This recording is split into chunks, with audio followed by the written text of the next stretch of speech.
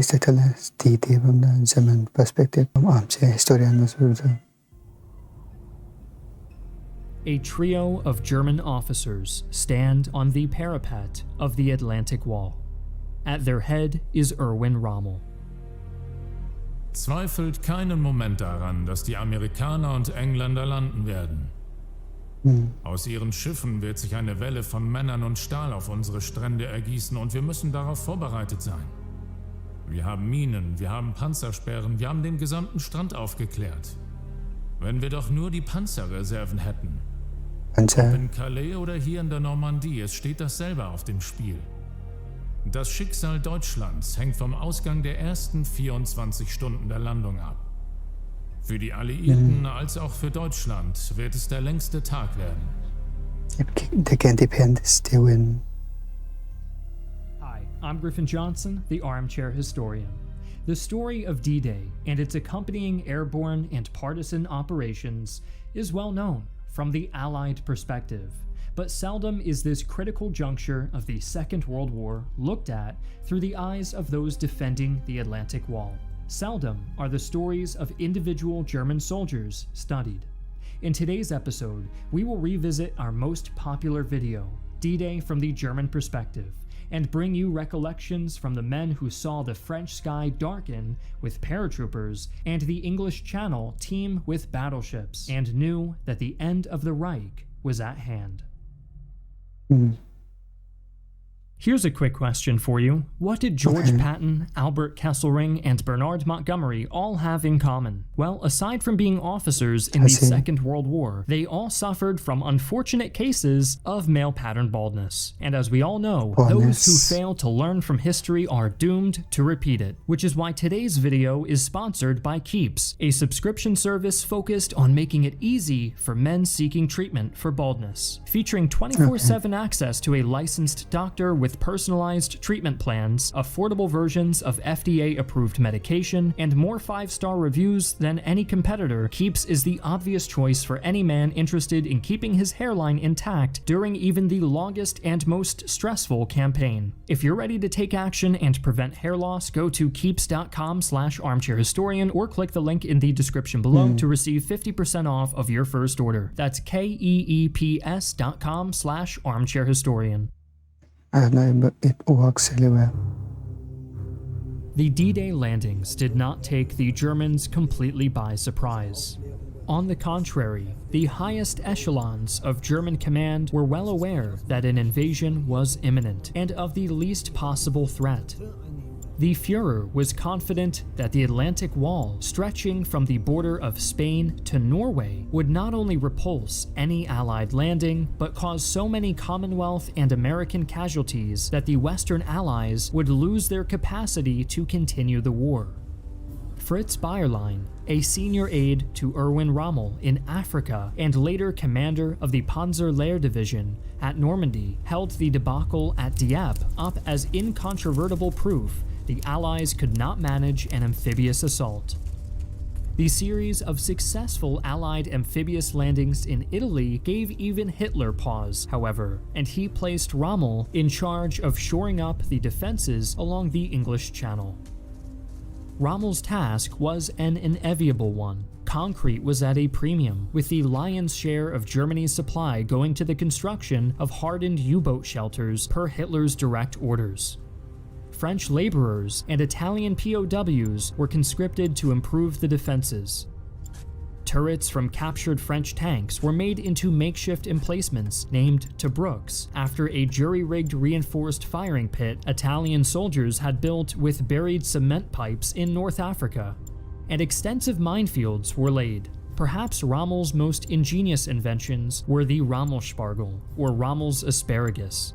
Webs of metal wire strung along fields of short poles meant to shred gliders as they tried to land, alongside anti-ship mines placed into the beaches atop angled poles driven into the sand. But static defenses were only part of Rommel's strategy. Hitler and the High Command had become convinced the Allies would land at the easy-to-reach Pas de Calais. Operatives confirmed this loudly and often, falling for the Allied deception operation, Operation Fortitude. Rommel, for his part, began to shift his view toward an Allied landing at Normandy. The beaches were similar to the Italian shore, and the Allies would want to maximize their chances of success by striking on familiar ground. Regardless of where the Allies came, Rommel argued that the only way to beat them back was through defensive action on the beaches, meeting the Allies as they landed and denying them the opportunity to take even a centimeter of ground. Given the quality of the troops defending Normandy, this was far easier planned than executed. Normandy was the responsibility of the 7th Army, whose units in the area were, to put it mildly, of mixed quality. Promising recruits were siphoned off by SS, Fallschirmjäger, or Panzer recruiters, leaving a contingent of unfit or unremarkable men. Among the defenders of Normandy were the so-called ear and stomach battalions, composed of soldiers convalescing from combat wounds to their abdomens, or who were experiencing hearing loss, and Osttruppen, foreign auxiliaries from conquered lands forced to fight for the Reich, including many Soviet POWs. Naturally, most proved highly ineffective, with many deserting to join the French resistance or surrendering to the Allies at the first opportunity. The few capable soldiers either suffered from endemic fatalism, such as Captain Eberhard Wegemann of the 21st Panzer Division, who commented, "We were well aware that neither our men nor our tanks were good enough, or were almost fanatically prepared to meet their foes." This attitude was usually evinced by the younger SS troops.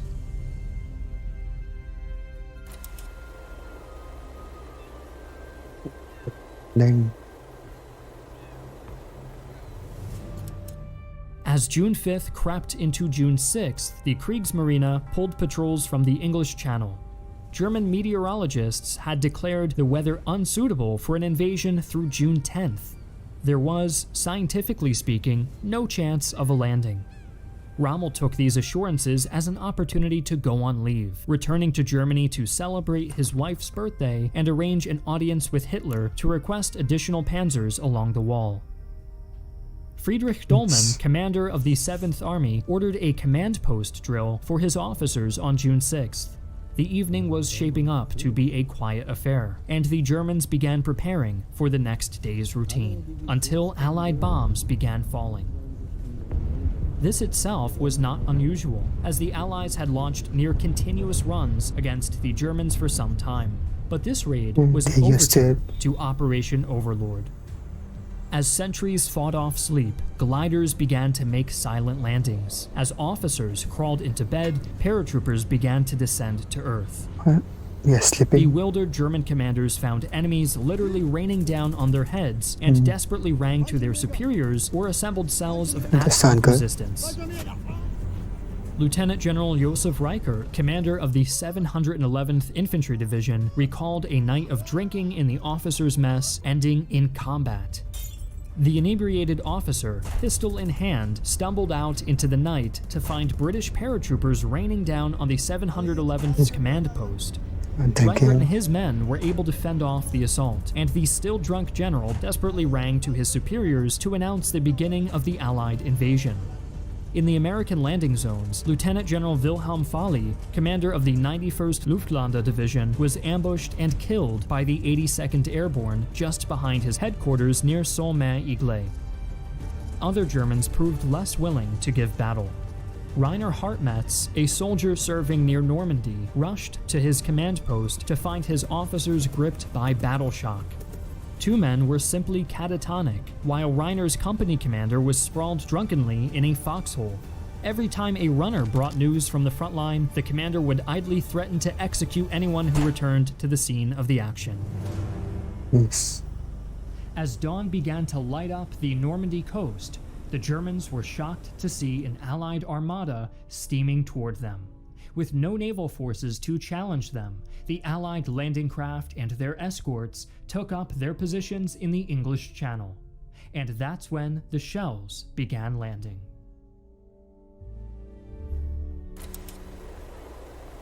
Yun sa Omaha base.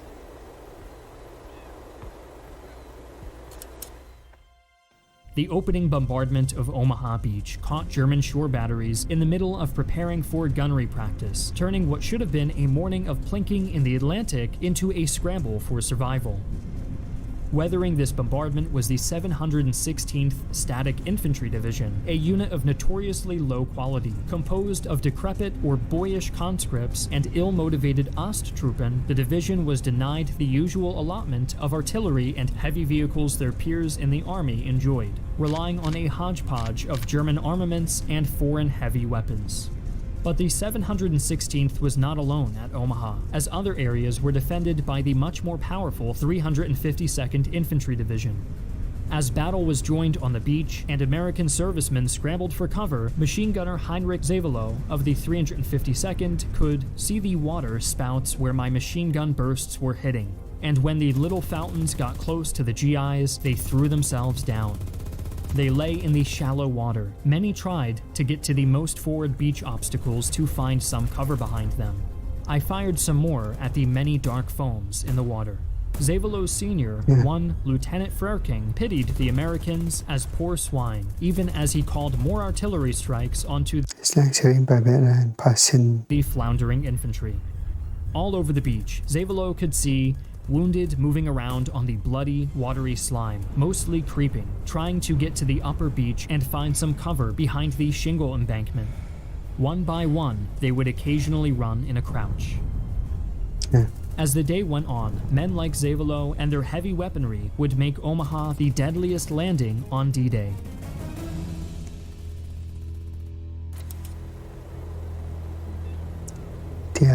Sword base.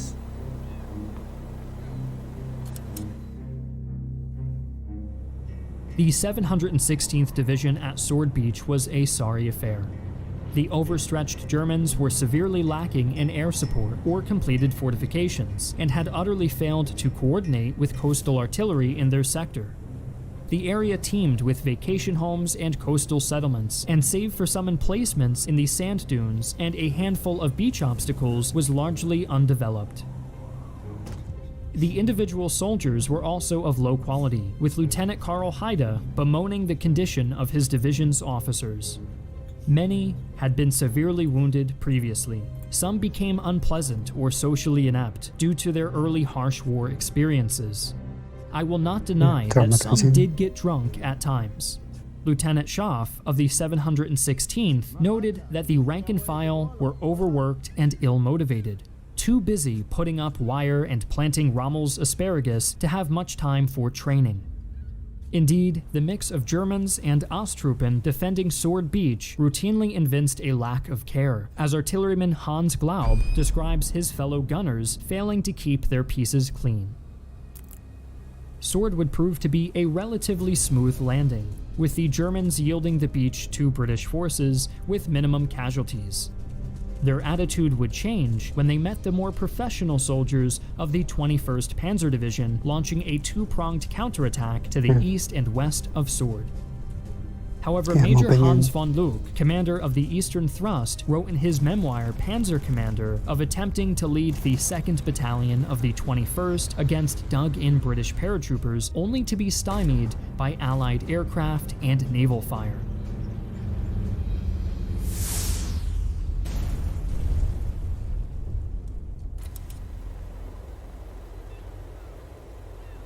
Yes.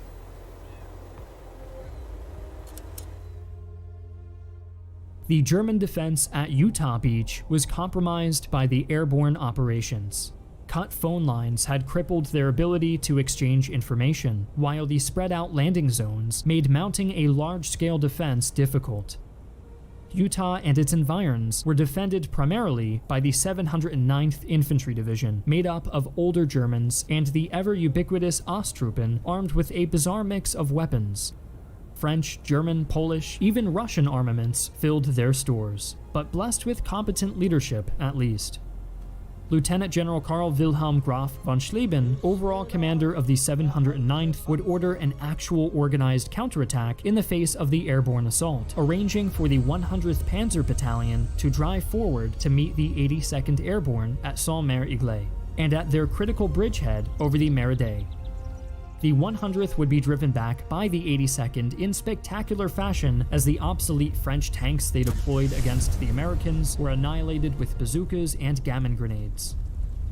But the 82nd were not the only paratroopers in the area.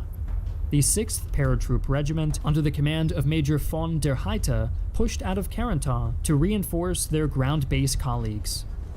As they came upon the Americans' landing zones, the Germans were astonished at the number of parachutes left behind.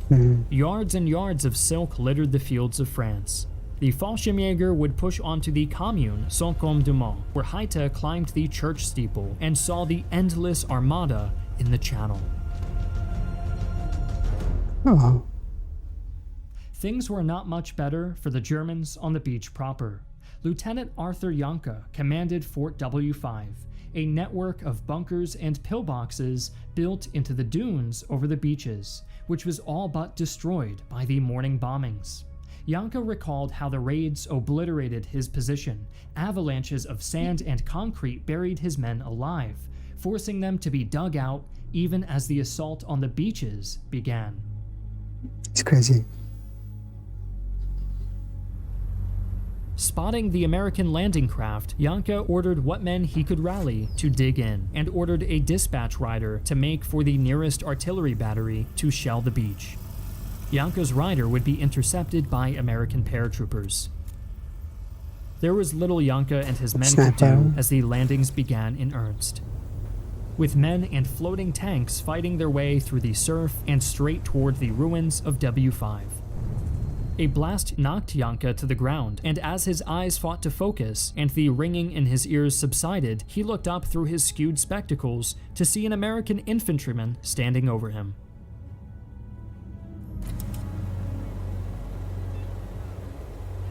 In Berlin.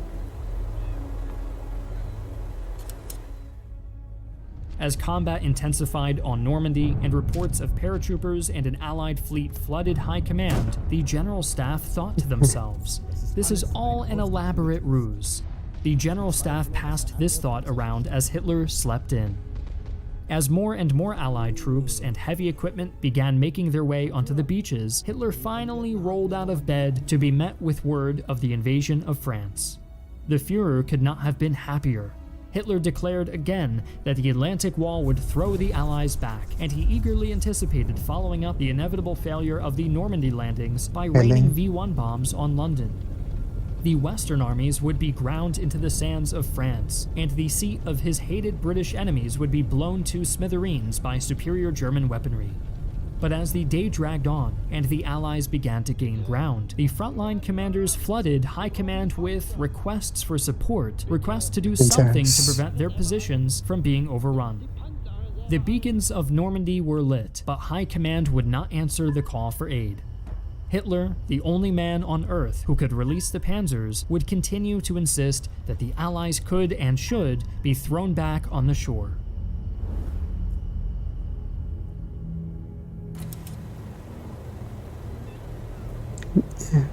The gold base.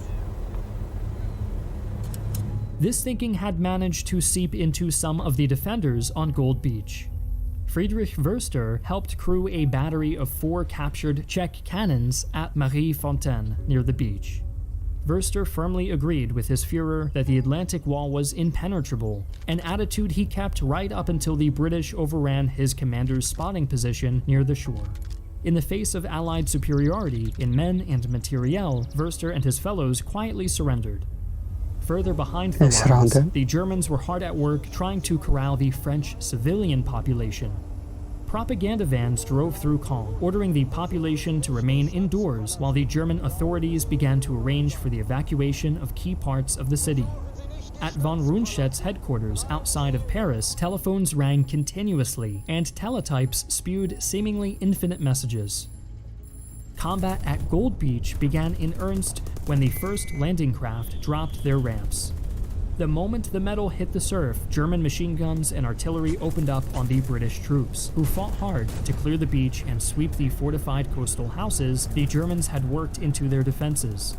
Indeed, the Germans put up a fierce fight at Gold, with elements of the 352nd Infantry raining fire on the British from a cliff top over the beach at Amel, including devastating volleys from a Flak 88.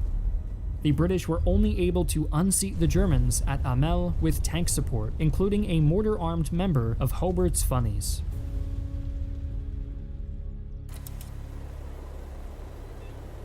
Chernobyl. Elements of the 12th SS Division spotted the invasion fleet anchored off of Juno Beach in the early morning hours. Lieutenant Peter Hansmann of the 12th recalled being awoken by his NCO in charge shaking my shoulders.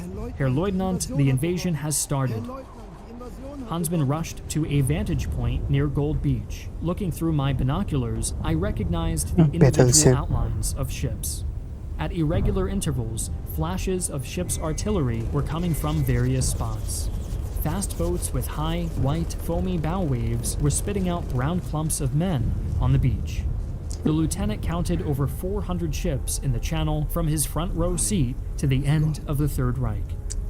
I wanted to shout at all the generals right up to Adolf Hitler, "Over here, quickly, before it's too late. Whoever can still fight, come here. The fastest, most powerful divisions, send them here. The Luftwaffe, where is it? The Kriegsmarine, where is it? It must get here."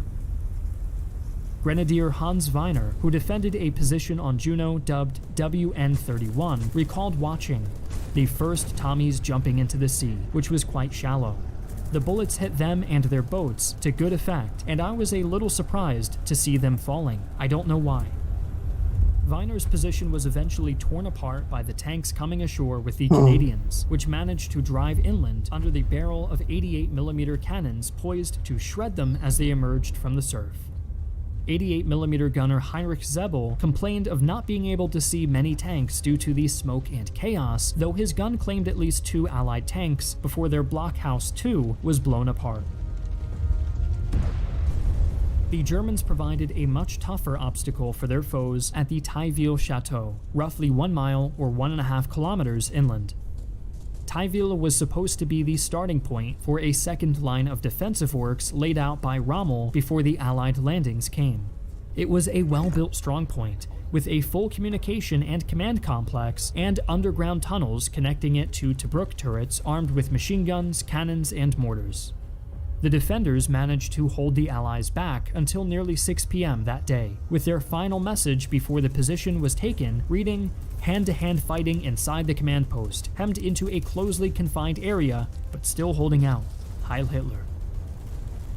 Not long after the fall of Tailleville, the Canadians began making their way toward the Luftwaffe airfield at Copycat, one of their key objectives. The commandant of the airfield ordered an evacuation, inciting panic in his ground crews. The Germans made a hurried attempt to destroy the aircraft before they evacuated, but their haste proved fatal. Attempts to raise the airfield left most of the taxiing area of the runway untouched. The takeoff runway was damaged, but not sufficiently to render it unusable, and the vast majority of the field's fuel stores were salvageable. In this one case, haste ended up lessening waste.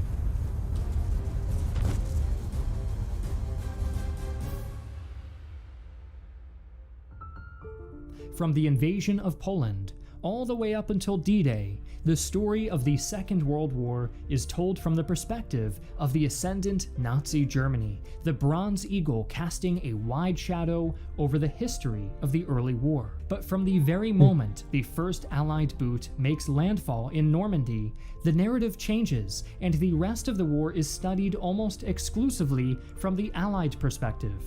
We hope you have enjoyed hearing these personal recollections from German soldiers on Normandy, and agree with us that it is important to know the thoughts of even those on the wrong side of history, for it is only by seeing both sides of a conflict that one can form a complete picture. That's true. We need to see both sides of the story to resolve conflict. If internet video the sound effects they're making it challenge was in the video of this one. Make sure leave a like and also in this video. Bye.